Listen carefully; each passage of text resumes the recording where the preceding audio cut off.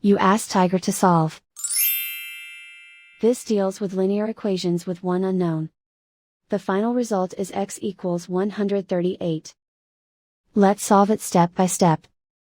Swap sides. Group all constants on the right side of the equation. Subtract 189 from both sides. Simplify the arithmetic.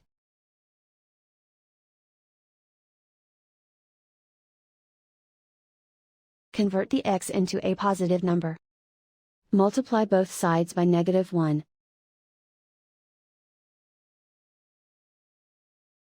Remove the ones. Simplify the arithmetic. And so the final result is x equals 138.